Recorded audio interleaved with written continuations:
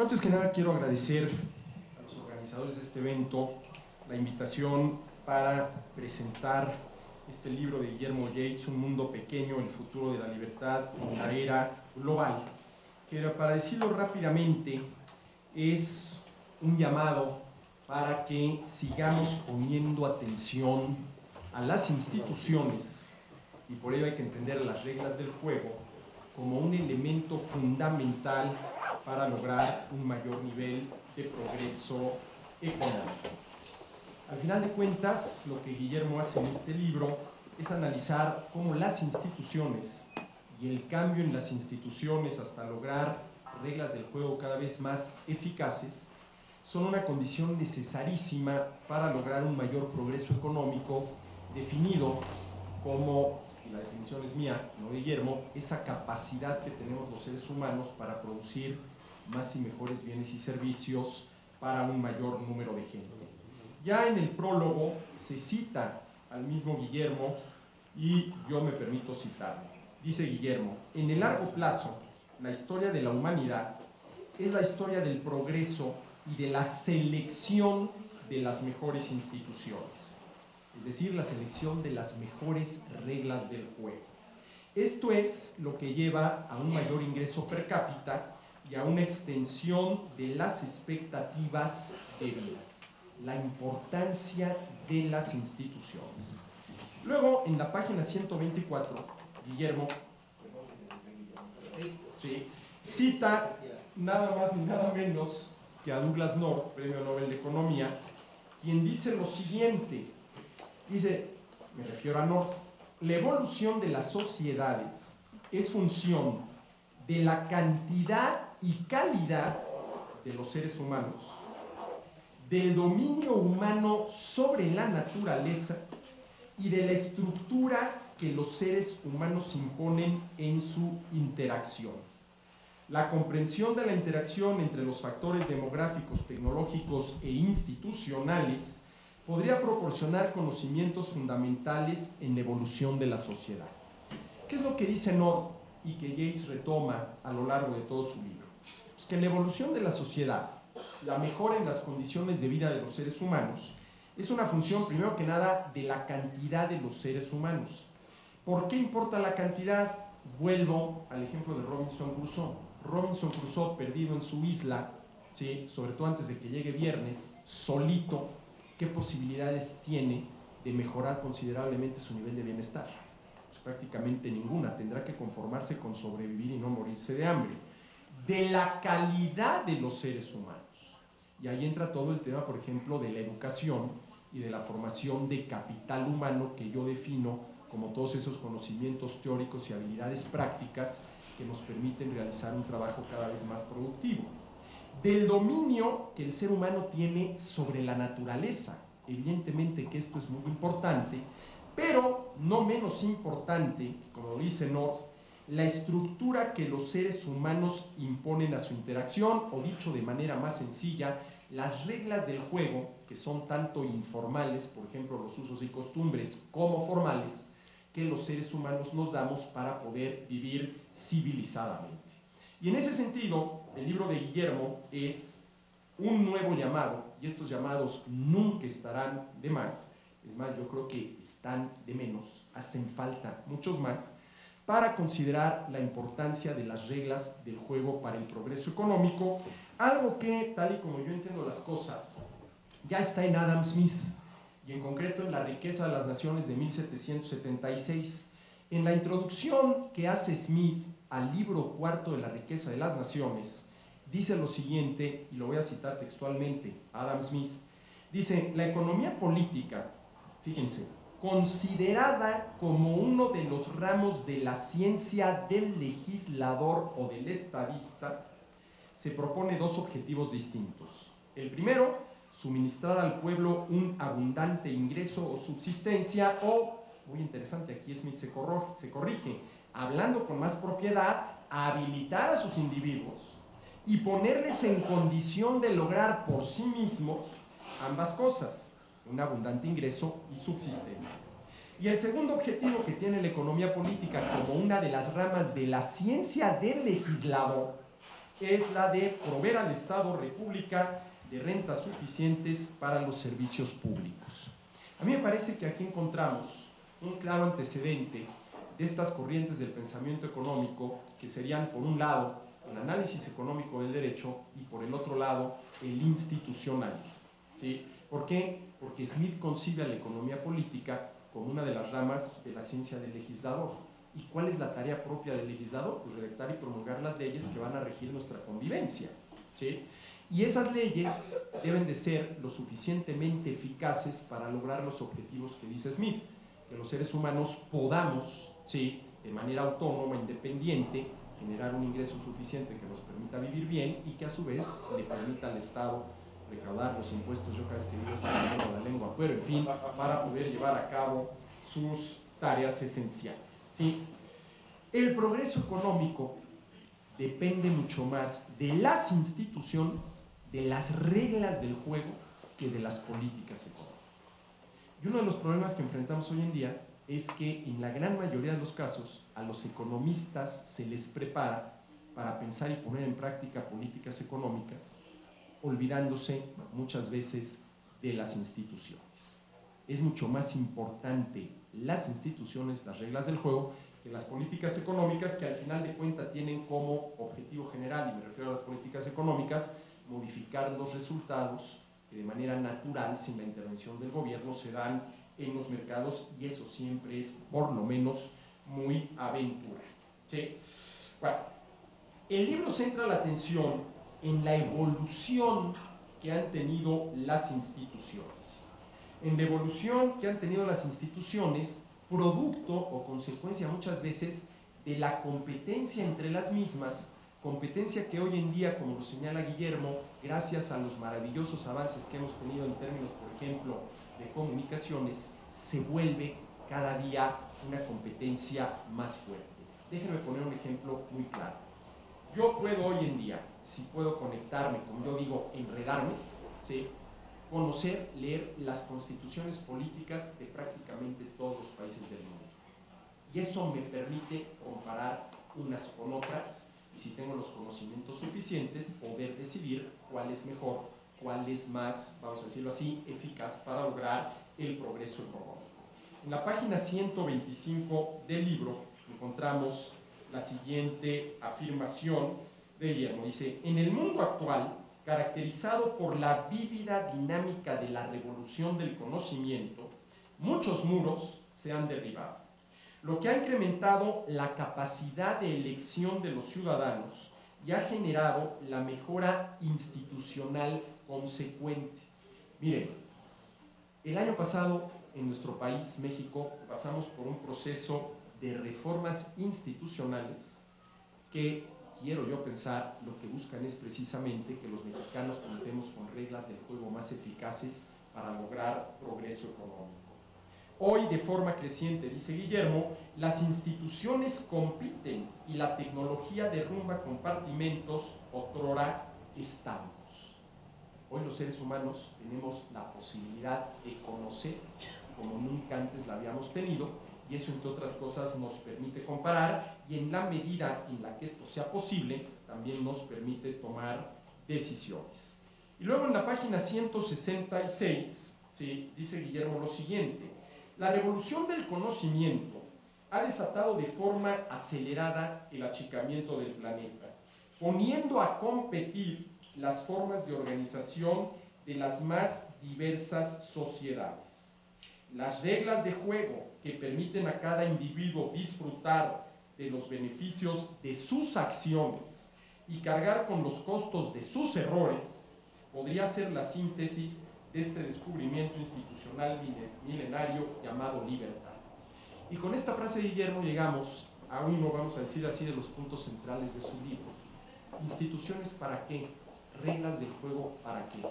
Fundamentalmente para garantizar los derechos de propiedad privada, para garantizar los derechos de propiedad privada. ¿Sí? Es más, Guillermo dice, en una frase que me llamó muchísimo la atención y que espero encontrar pronto, déjenme ver en dónde está esto, 167, en la 103, porque sí quisiera mencionarla. Dice, por ejemplo, las reglas de juego que posibilitan el incremento en la productividad humana se han originado en aquellas sociedades que permitieron que personas y organizaciones disfrutasen plenamente del éxito de sus acciones en caso de alcanzarlo, que pudieran disfrutar plenamente sus instituciones en caso de alcanzarlos. Sí, hay una frase, perdón, no puse la página, pero tú, Guillermo, a ver, no dejarás mentir, en la cual Guillermo dice algo que me llamó muchísimo la atención, que al final de cuentas, ¿sí?, la historia de la civilización, de la verdadera civilización, es la historia de los derechos de propiedad. ¿Sí? Es decir, si hemos de vivir civilizadamente, lo que tenemos que hacer es respetar los derechos de propiedad de los demás. Y un problema que enfrentamos hoy en día, y en México lo vivimos el año pasado con todo este asunto de la mal llamada reforma fiscal, es que hoy uno de los principales agresores en contra de la propiedad privada es precisamente el gobierno en particular y el Estado en general. Y voy a poner el caso de México.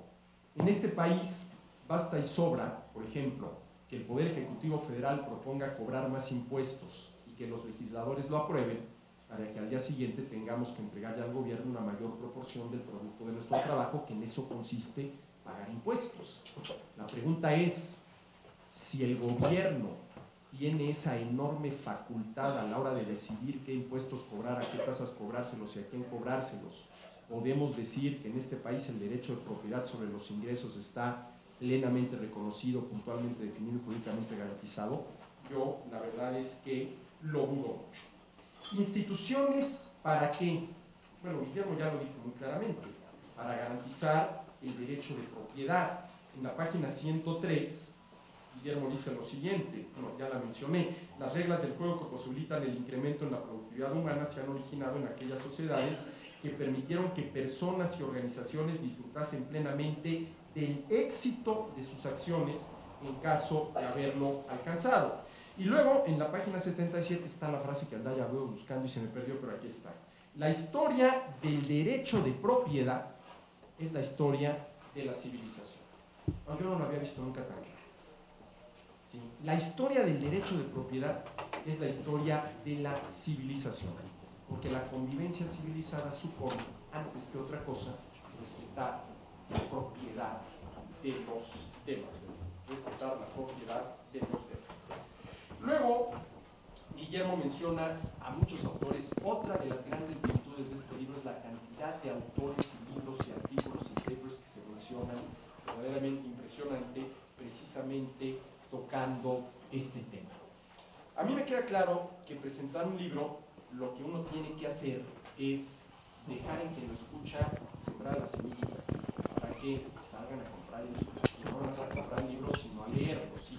De tal manera que yo lo único que haría sería, bueno, dar estos pincelazos de lo que dice Guillermo en su libro. Es un libro muy interesante, es un libro que tiene muchísimos datos interesantísimos.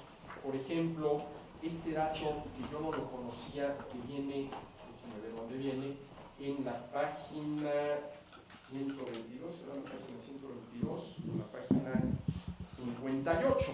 Fíjense, porque Guillermo centra la atención en cómo las mejoras tecnológicas, primero, nos han permitido vivir mejor y también han ocasionado una mayor competencia entre instituciones. Por ejemplo, datos como este que encuentran ustedes.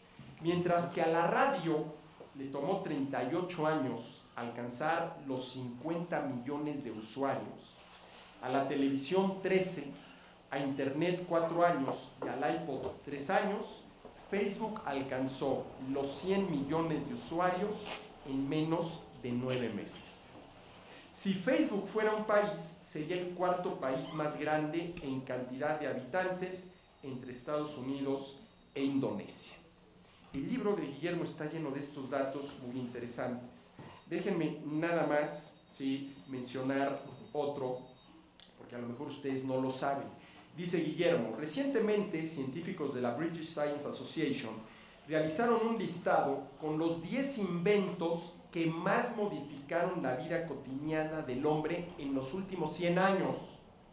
El resultado es que el GPS el Walkman Sony, el código de barras, las comidas preparadas, mi abuela se ha de estar retumbando en su tumba, la PlayStation, las redes sociales, los mensajes de texto, el dinero electrónico, las ondas electromagnéticas y las zapatillas deportivas fueron los inventos seleccionados. Además de toda la parte, digámoslo así, teórica del libro, toda esta parte llena de datos tan interesantes hacen que este libro, Un mundo pequeño, el futuro de la libertad en la era global, realmente sea un libro que todo aquel que esté interesado en los fenómenos sociales en general, en los fenómenos económicos en particular, en el tema del progreso económico, tenga que leer. Guillermo, pues yo te felicito por el libro, me da mucho gusto que estés aquí en México, gracias a Caminos de Libertad, y es un libro, insisto, que hay que leer. Gracias, Guillermo, por la invitación.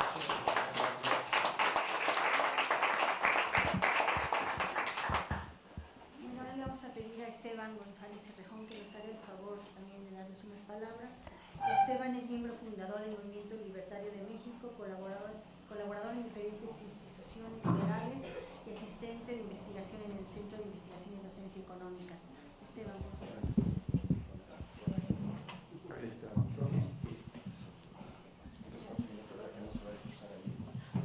Muchas gracias por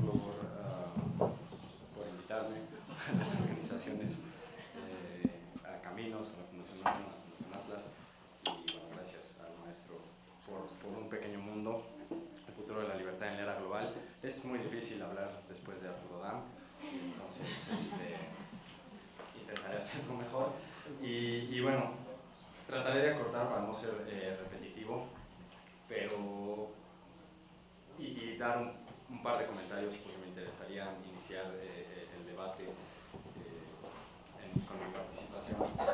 Pero bueno, en lo que al libro se refiere, ¿no? es una mirada elevada en el largo plazo. Es una mirada que plantea que los problemas que vemos hoy en día, ¿no? La pobreza, la violencia, el estancamiento que se percibe, ¿no? Que podemos ver en las noticias de todos los días, porque al final de cuentas eso es lo que vende, es en realidad parte de una dinámica de mejoramiento institucional que, como decía el profesor Arturo Dam, tiene inicio, bueno, sí, la historia de las civilizaciones, la historia de los derechos de propiedad, pues esta historia tiene inicio en la vida civilizada, en sociedad, ¿no? Muy a la manera en la que Hayek lo diría, y en particular con el descubrimiento de prácticas que se van a probar superiores a otras a lo largo del tiempo, ¿no? Nos dice el maestro Yeats que nos encontramos encaminados a la configuración de una nueva Pangea, unida no por la geografía, sino por las instituciones y la tecnología, ¿no? Un reacercamiento del mundo y un reacercamiento positivo además. Yo lo encuentro un libro muy útil para acercar al lector a la literatura institucionalista, como menciona el profesor Arturo Dam, tanto histórica, desde el punto de vista del análisis de cómo se ha desarrollado, como aplicada, ¿no? a las condiciones actuales. También, además, incluye defensas normativas y pragmáticas de la propiedad, ¿no? Del derecho de propiedad. Y como decía ya el profesor Dam, Hayek, Rothbard, Reed, North, Manuel Ayau, Peter Beck, desde los clásicos hasta las personas que están hoy en día hablando sobre los temas y haciendo la investigación, hacen que un mundo pequeño tenga un aparato crítico durísimo y muy útil para aquel que se quiera acercar a los argumentos a favor de la evolución institucional y el papel de la libertad individual en esta. Al principio uno puede acercarse a conceptos como creación destructiva, costos de transacción y otra serie de ideas clave para entender el funcionamiento propio de una economía de libre mercado, y que se explican también sin mucha jerga, sin mucha pretensión académica, que hacen que bueno, el lector y los amigos de la libertad, por así decirlo, interesados en que más personas conozcan estas ideas, lo agradecemos mucho. Esto es como lo que les podría decir del libro para no hacer spoilers, que lo lean ustedes, es un libro fácil de leer. Pero yo quiero hablarles de 3 recepciones que puede tener este libro en el tiempo. Primero, la recepción que debe tener frente a este libro el incrédulo, por así decirlo, en la fuerza de la libertad y los derechos de la propiedad. Mañana tendremos un evento sobre Papa Francisco, no le vendría mal leer este libro, pero como bien mencionaba el profesor Dam, el mensaje es claro y contundente a nivel descriptivo, ¿no? Las condiciones materiales a las que se enfrenta un individuo que nace hoy son mucho más alentadoras que nunca antes en la historia, ¿no? Hay un par de fuentes, bueno, hay muchas fuentes en el libro, hay un par de libros, bueno, el de Johan Norberg, que habla del PIB per cápita, cómo se ha duplicado entre 1975 y 2005, principalmente en países de desarrollo medio y bajo, de ingreso, perdón, medio y bajo. Habla de una menor pobreza en países en desarrollo, cuando en 1800, pobreza extrema en países en desarrollo, cuando en 1981 había 40%, en el 2004 hay niveles de 18% de pobreza extrema. Esto quiere decir que entre 1999 y 2004, 139 millones de personas dejaron de ser extremadamente pobres. En los últimos 40 años la expectativa de vida aumentó 18 años, 20 años en países en desarrollo, y bueno, hay muchos datos como este, datos del Banco Mundial sobre las bajas de la tasa de mortalidad infantil, ¿no? En países otra vez bajos y medios, no estamos hablando de las grandes economías de los países desarrollados. Estos son datos que reflejan cómo han mejorado los países de medio y bajo desarrollo, y hay sí, la expectativa de vida, ya lo dije, de 18, 20 en países en desarrollo, y la tasa de mortalidad infantil en Países Bajos pasó del 87% en 1980 al 54% en 2006, ¿no? Y todavía falta otra actualización de estos datos que seguramente arrojarán porcentajes aún mayores. Con respecto a la alfabetización, por ejemplo, del 77 al 86% en el caso de los hombres, y del 60 al 74% en el caso de las mujeres, el porcentaje de personas capaces de leer, ¿no? Hay muchas tablas, muchos datos que otra vez a las personas que a veces tenemos que defender o hacer defensas pragmáticas, al que te dice, no es cierto, eso del spillover no funciona, eso es una mentira. Pues aquí, ¿no? Podemos ver tasas de mortalidad infantil en Egipto, Argelia, China, cómo pasan 186 por cada 1000 nacimientos en 1960 a 33 en el 2002, ¿no? O sea, son realmente datos duros sobre analfabetismo, sobre usuarios de internet, usuarios de servicios, que a mí me parecen muy útiles, y sobre todo para la recepción que puede tener de estos datos el que es incrédulo de la fuerza de la libertad, por así decirlo, de la libertad económica al menos. También hay otra que contagia este libro, es la recepción del optimista en la fuerza de la libertad. De hecho, todo el libro, y así se presenta desde un principio, inclusive en el agradecimiento, ¿no? es decirle al mundo que hay una oportunidad, que vamos por el buen camino y que estamos en una situación nunca antes vivida. En particular, por las cuestiones de la competencia institucional y la apertura institucional que tenemos, dados los factores tecnológicos.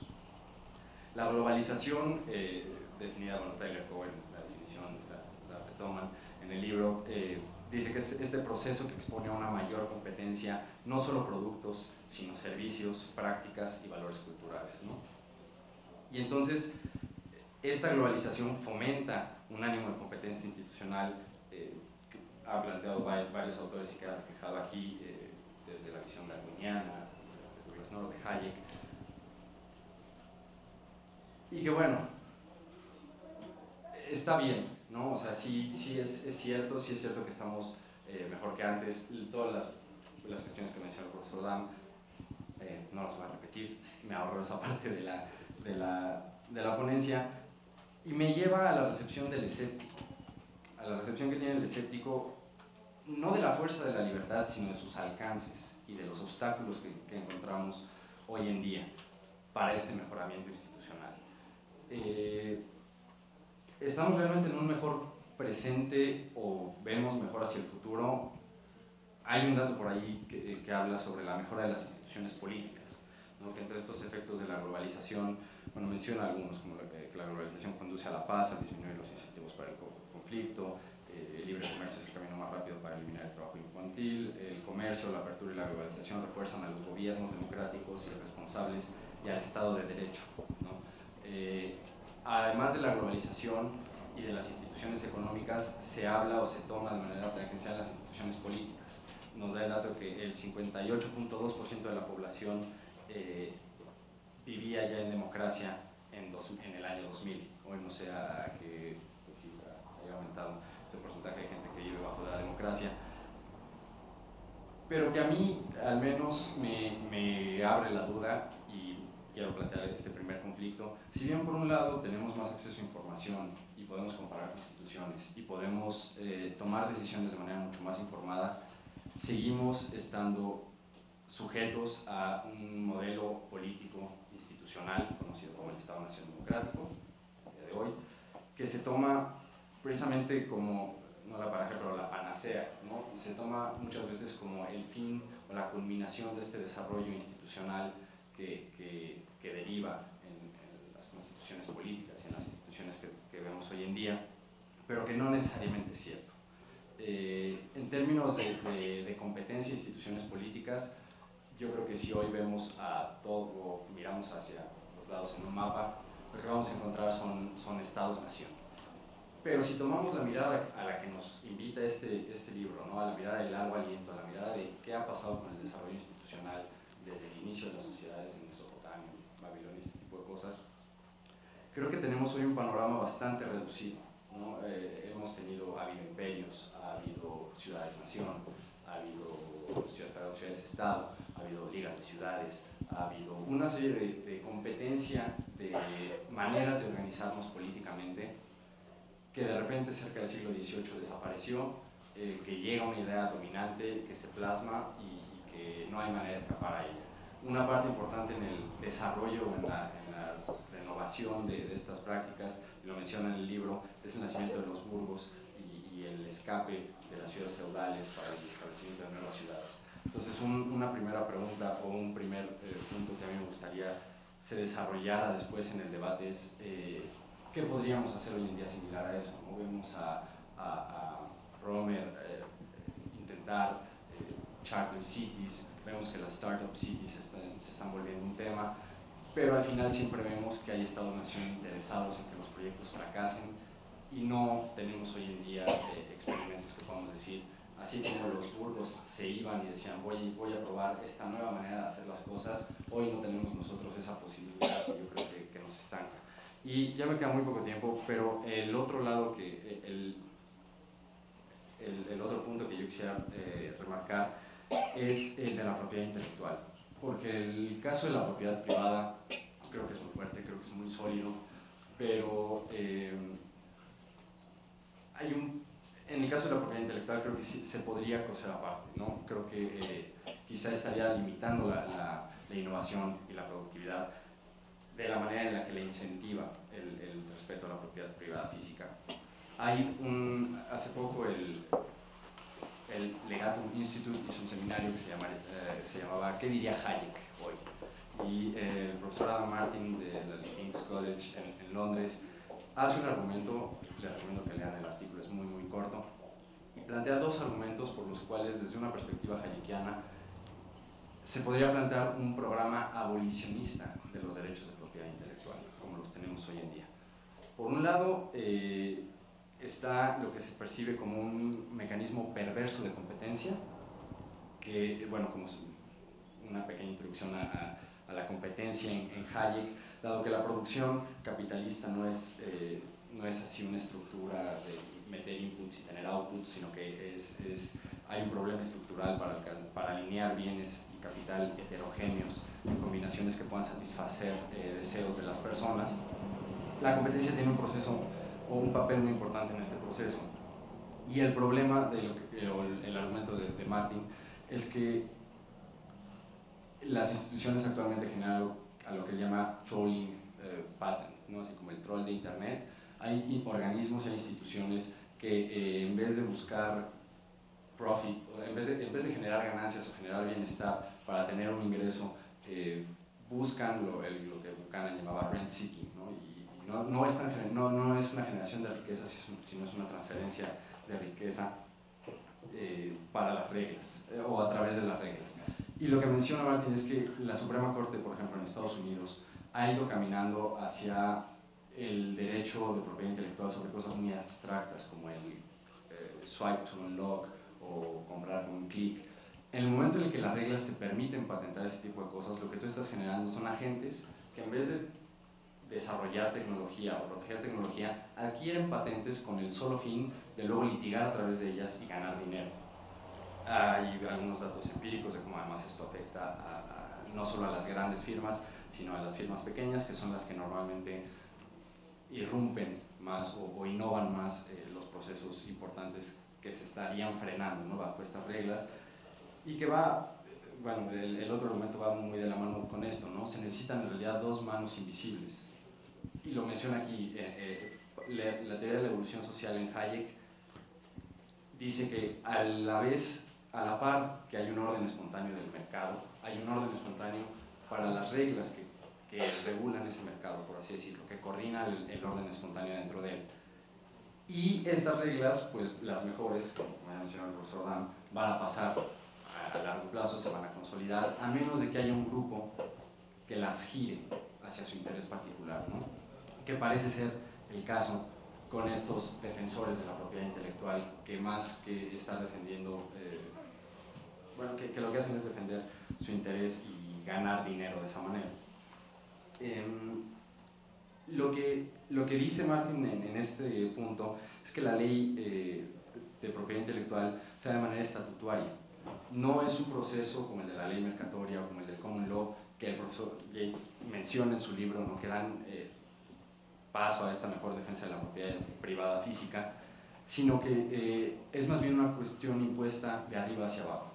El argumento aquí hayekiano o evolutivo de las instituciones sería quizá dar más espacio a los contratos entre privados. Por poner un ejemplo, la piratería ha puesto en problemas a los proveedores de música y de videos y este tipo de cosas, porque hay mucho mercado para ello, pero también vemos que surge Pandora o que surge Netflix, y que surgen nuevas maneras en las que los privados se ponen de acuerdo entre ellos y dicen, bueno, está bien, igual a ti te sale muy barato ir a buscar tal película en internet, pero yo te doy todo este paquete, entonces te vas a ahorrar al final de cuentas el tiempo de tener que ir a buscar estas cosas, yo ya te las doy aquí a un precio bajo, lo que sea.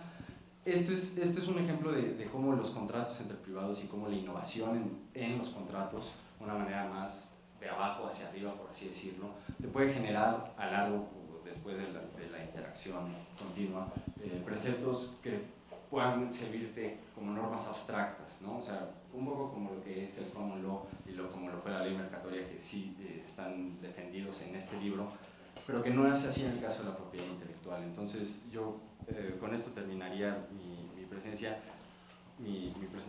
preguntando al profesor bueno, qué opina de estos dos temas, ¿no? Por un lado, las puertas o las posibilidades de evolución institucional dadas las condiciones actuales políticas hoy, y por el otro, qué piensa de los límites o del efecto nocivo que puede tener el régimen de derechos de propiedad intelectual actual. Pero un agradecimiento por el libro y una invitación a todos ustedes para que lo lean, es muy útil y da muchas armas para los que defendemos la libertad individual y la libertad económica. Gracias.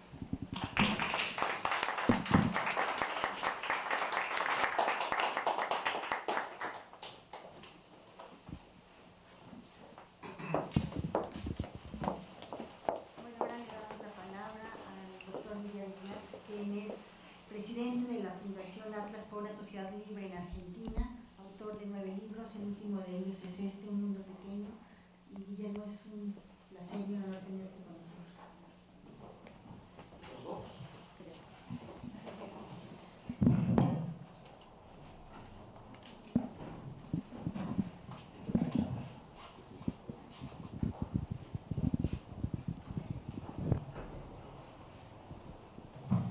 Buenas tardes.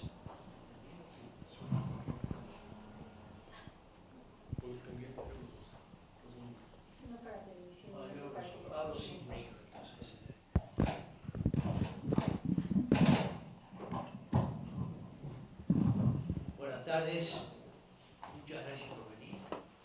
Quiero agradecer al Grupo Salinas, a la Fundación Camino de la Libertad, por haberme dado la oportunidad de presentar este libro en México.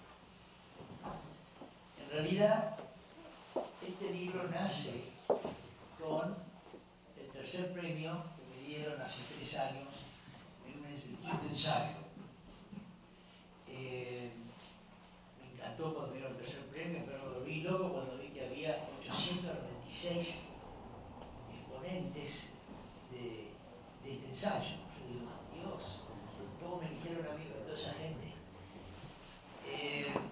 Y este libro, no me gusta decir que es optimista, porque estoy hablando de historia. Optimista es cuando vos proyectás algo y se da o no se da. Todos números son historia. Ahora, ustedes pueden asumir que va a seguir así. Yo estoy sugiriendo que va a ser muchísimo más rápido y que va a haber cambios drásticos en la sociedad. No lo pongo así. Pero ahora en la charla que doy, que no quiero entrar en detalle porque mis dos exponentes antes del libro dieron muchísimos detalles. Así que lo que quiero decir es que a mí me llena de frustración cuando veo las noticias, drogadicción, muertes, guerras civiles, etc. Todo mala noticia. Y me pongo a pensar, si me podría analizar 10.000 años, no va a tomar de 15 minutos, son 12 horas, 10.000 años, 8 antes de Cristo, 2 después de Cristo. Y tomo un 2% de eso, que son 200 años. 200 años son 1800, había 1.000 millones de habitantes, 200 comían, estaba fuera de la pobreza. En el 2012, la última, que son 212 años, hay 5.600 millones que comen, o sea, 7.000 millones, 5.600 que comen, que viven. Entonces, no hubo en la historia un cambio de esta naturaleza en ningún momento. Un cambio de 5.400 millones de gente que come, no lo hubo. Ahora, las proyecciones son que va a haber 2.000 millones más, y yo creo que va a haber 2.000 millones más. Pero no quiero hablar de eso, quiero hablar de historia. Esteban mencionó 3 estadísticas de 1960 a 2000. Producto Bruto subió el doble, pero en las media y menor desarrollo mucho más. La pobreza subió, hay una estadística por año que dice 52 a 26 bajó la pobreza. La expectativa de vida subió de 45 a 75, 40 años. 40 años, y si vamos de Cristo a 1960, son 1960 años, y en 40 años subió eso. Entonces, ¿qué quiere decir? Que las instituciones que dan mayor libertad producen más riqueza. Hubo 3 revoluciones importantes en el mundo. La agrícola, eran nómades, en el año 8000 a.C., y empezó la agricultura. El producto de esa agricultura se distribuyó en base a necesidad. Bueno, no me gusta eso, pero en base a necesidad. Ya tenía un pedacito yo de esa cosecha. Cayó la ley del más fuerte, que fue utilizada por miles de años. El más fuerte agarraba y lo que quedaba comía. Igual que los leones, que el macho come y después come el resto. Esa era la ley del más fuerte. Después de eso tenemos que llegar a la Edad Media, la Revolución Gloriosa, y llegar a la Revolución Industrial. La Revolución Industrial trae el orden espontáneo, gente que se pone a trabajar sin conocerse para vender su producto, trae la creación destructiva, que desaparecen sectores enteros para que se crean otros. Me invito que Botero reemplazó 20 años a lo que hacían carruajes, 20 años para transportar carga y pasajeros. Y después de la revolución, digamos, industrial, viene la revolución del conocimiento, hace 40 años. La revolución del conocimiento, en mi generación, yo estaba viviendo en New York, IBM líder en lo que es toda la parte digital, líder indiscutido. Tenía una computadora que la llamaban Big Blue, 4 salones de este tipo con vidrios alrededor, donde uno podía ver Big Blue como trabajaba. Hoy compramos una computadora en $300 con 14 veces de más capacidad. 40 años. Toda tenía para sacar una cosa que pesaba 50, 55 kilos para sacar fotos. Hoy sacamos 200 fotos, eliminamos 190, con 10, ya tenía que revelarlas todas. Aparte, tenía que operarle el hombro a los tipos que iban a sacar fotos.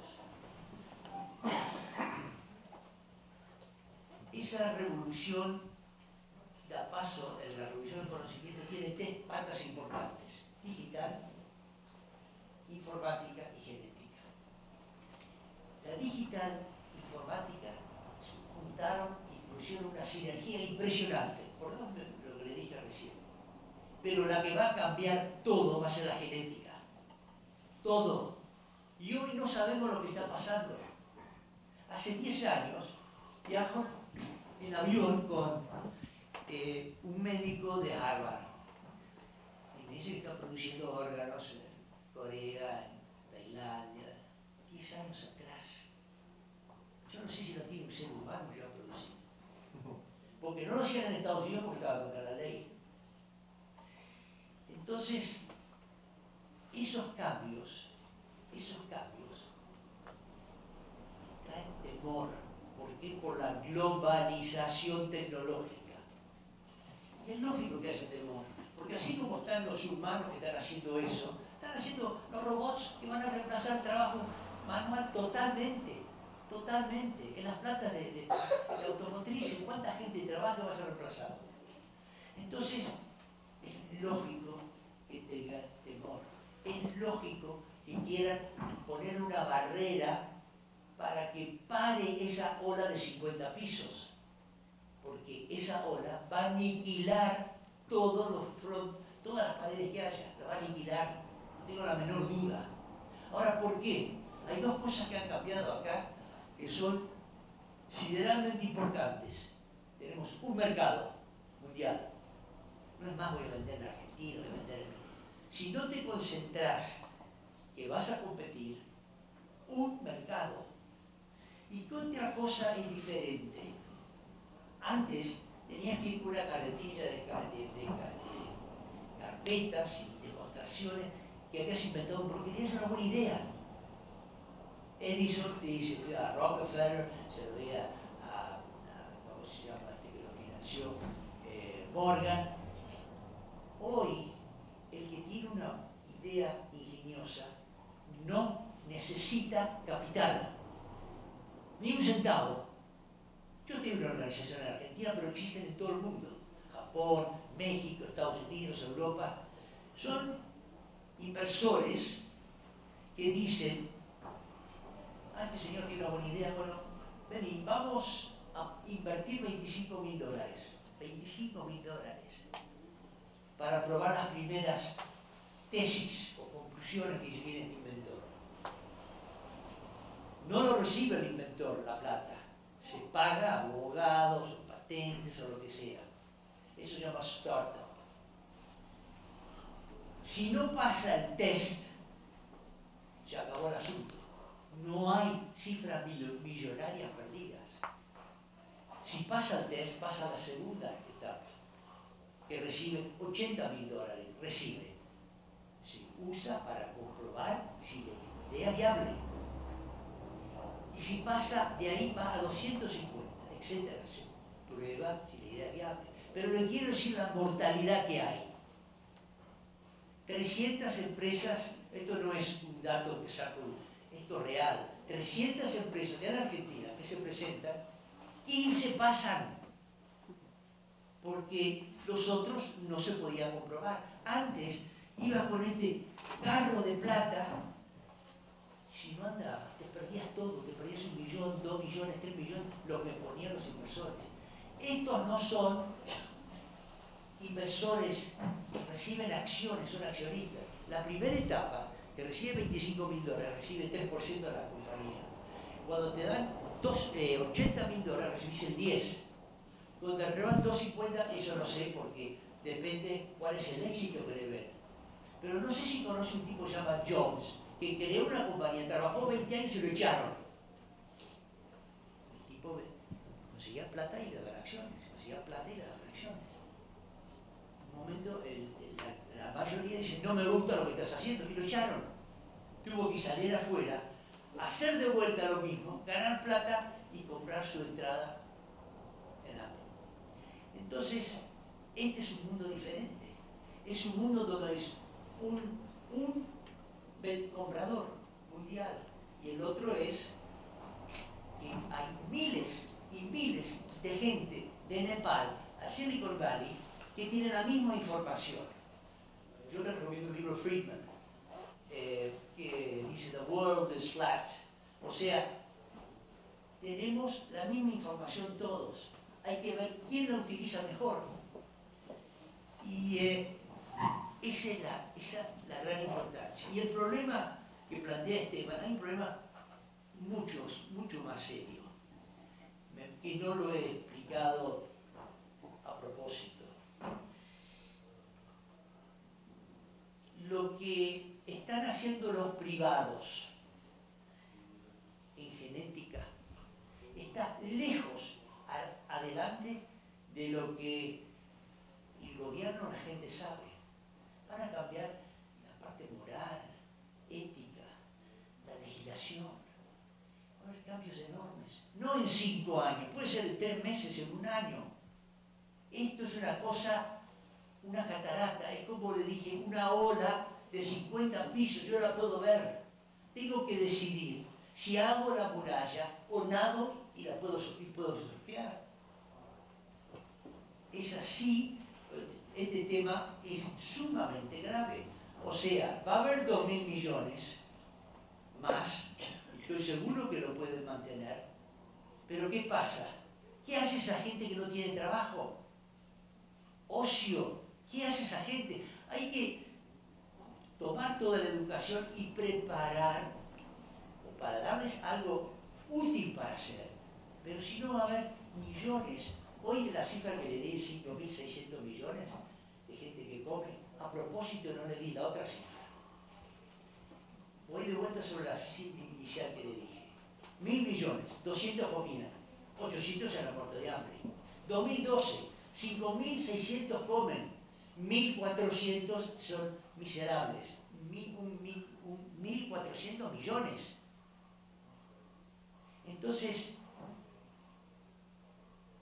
el que quiere patear esto te dice, bah, hoy hay 50% más pobres. Esa es la estadística que usas, que la que te interesa, pero en realidad hay 200 que comían y 5.600 que comen. Hoy esa es la estadística. Así que ya hay un lastre que uno lleva de la gente que, los jóvenes sobre todo, hay una estadística que dice que los jóvenes entre 17 y no sé, 27 o 28 son 70 millones de no estudian, no trabajan. Bueno, para terminar, indudablemente creo en la libertad. Y la libertad empezó, como les dije, hace 8.000 años, cuando tenías un pedacito de esa producción que te daba algo de riqueza. En la medida que paso a paso se vaya avanzando con mayor libertad, va a crear mayor riqueza y vamos a poder solucionar los problemas futuros, como les mencioné recién. Muchas gracias.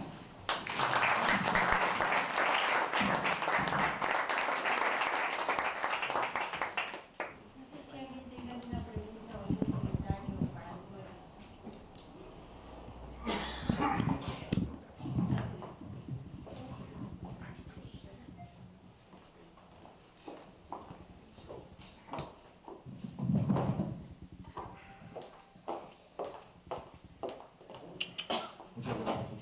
Felicitar la organización ambiental, la motivación del doctor a escribir contextualmente el libro, decirle a usted como testigos y como protagonistas, termina siendo de este descubrimiento institucional milenario que es la libertad. Específicamente en el contexto de las Américas, recordando aquella frase, nuestro embajador cuando decía que cuando México y Argentina se abrazaban, toda América Latina sonreía. ¿Cómo percibió usted la necesidad de escribir este libro desde el contexto argentino? Muchas gracias. A ver si te entendí bien la cuestión. Vos decís, tanto Argentina como México estaban en la misma parte institucional. Las motivaciones de escribirlo desde el caso argentino. Sí, yo creo que el caso argentino, yo estoy escribiendo otro libro ahora y creo que la Argentina nunca fue liberal. Si te agarro a 100 personas en la calle en Buenos Aires, creo que las 100 me dicen, no, en una época fue liberal. No sé de Jorge porque nunca le he tocado el tema. No lo he dicho en Argentina tampoco, pero acordate que la Argentina le pone una constitución liberal, pero tiene 300 años de historia de España, de la colonia española. Y eso no lo borrás, es decir, las costumbres y hábitos no se borran. Y toda América Latina básicamente tiene lo mismo. Las costumbres y hábitos que heredaron de 300 años de manejo monopólico con el comercio. Monopólico, no te diría, se decía que en las colonias la ley se acepta pero no se cumple, ¿no? O sea, básicamente eso es lo que pasa, ¿no? Sacás las leyes y no las cumplís. Te diría más, si vos tendrías en Estados Unidos las leyes son tal vez más leves, pero uno cree que son más duras, porque la ejecución de la justicia es rapidísima. O sea, la justicia y la parte política que exige el cumplimiento de leyes. En Argentina tenés leyes, o en América Latina, muy duras, pero como no hay control, ¿viste? No son duras. Y ahí está, escribí un libro que se llama El Botín, ahí está la motivación, ser muy dura de irse al mercado negro. No sé si te contesté la pregunta. Gracias. ¿Alguien más? Yo hacer un comentario de lo que dijo Diego de primera vez. Bien, este tema de las leyes en América Latina, tenemos dos problemas con relación a las leyes. Primero, que se cumplan. Hace algunos años vino de España un profesor, doctor en Derecho a la Universidad Panamericana, dio unos cursos, unos seminarios, estuvo en el país, si mal no recuerdo, como un semestre, y en la comida que le organizaron para despedirlo, el doctor, bueno, ¿y usted qué opina de México? Al final cuento aquí 6 meses, y dijo una cosa que se me quedó muy grabada. Yo estaba en esa comida y dije, bueno, entre otras cosas me queda claro que en este país las leyes son meras sugerencias. A ver, eso que el semáforo esté en rojo quiere decir que si no te causa mucho inconveniente te pares, pero tú decides. Y se me quedó muy grabado, ¿no? Y déjame ponerte un ejemplo muy interesante. Yo vivo en un condominio horizontal, el número es muy feo, pero somos 41 casas. Y hace muchos años, en una junta de condóminos, nos pasamos 4 horas discutiendo con la ley en la mano cuáles iban a ser las sanciones que se le iba a aplicar a quien no cumpliera con el pago de cuotas. Pues quedó toda una discusión de 4 horas, quedó en actas, ¿no? Al año siguiente discutimos 5 horas si se iban a aplicar las sanciones que un año antes habíamos todos aprobado. Meras sugerencias, ¿no? Ese es un problema, que se cumplan las leyes. Ahora, otro problema que creo mucho más grave, que las leyes sean justas. Ese es un problema. Y es un problema grave porque yo tengo muy claro la respuesta a la pregunta ¿qué es una ley justa? Pero me pregunto cuántos de nuestros legisladores serán capaces de responder correctamente a la pregunta ¿qué es una ley justa? Para lo cual hay que distinguir entre derechos, por un lado, e intereses y necesidades por el otro. Entonces tenemos este doble problema del cumplimiento de las leyes, pero que las leyes sean justas. Ahora bien, si las leyes son injustas y por lo general en materia económica las leyes injustas resultan ineficaces, pues qué bueno que no se cumplan. Es decir, Dios nos libre donde a alguien se le ocurra llevar a la práctica lo que dice el capítulo económico de la Constitución, cuya esencia está copiada del artículo 16 de la Constitución cubana. y esto lo sé gracias al avance tecnológico, porque pones en Google, googleas Constitución cubana y ahí te metes y la lees y la comparas con la mexicana, ¿no? Pero perdón, quería señalar esto porque se me quedó muy grabado lo que dijo ese profesor español, pero a mí me queda claro que en México las leyes son meras sugerencias, y puso este ejemplo. Eso de que el semáforo esté en rojo quiere decir que si no te causa mucho inconveniente te pares. Y luego lo que yo viví en la privada donde vivo, ¿no? Acabamos discutiendo si se iba o no iba a aplicar la ley. Pues entonces estamos fritos, ¿no? Perdón. Yo quería hacer un comentario sobre lo que decís. Lo que decía antes, la ley se acata pero no se cumple. Eso decía. ¿Por qué? Porque venía un decreto del monarca y tomaba un año en llegar. Entonces, pero el comentario que quiero hacer es la diferencia entre Estados Unidos y América Latina. El common law son sentencias todos los días que van saliendo. ¿Y qué refleja? Hábitos y costumbres. Nosotros en América Latina viene un jurisconsulto y arma el Código Civil, y eso al cabo de un año, 10, 30, es escrito en piedra, porque hay que interpretar algo que a lo mejor no decía.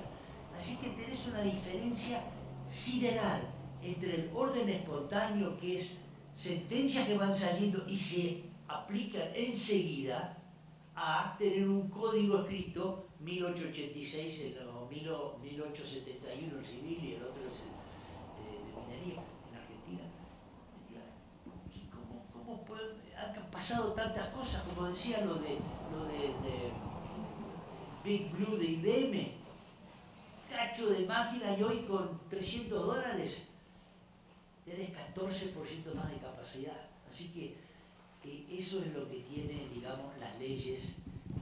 Yo quiero contestarle acá a Esteban. Me hizo dos preguntas. Una, antes se escapaban a los burgos y eran dueños de su fruto de su trabajo. Esta vez te puedes escapar. Porque la parte genética va a ser un tema que van a tener que dedicarle tiempo. Porque toca la religión, toca el gobierno, toca la estructura social. O sea, no hay escape. Va a seguir creciendo la riqueza y ahí van a estar, como dijo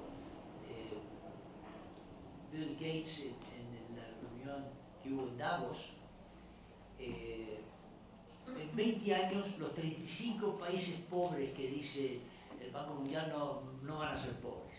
Eso es y le contestaron una organización que se llama Oxfam, que son 17 fundaciones privadas que se dedican a la pobreza.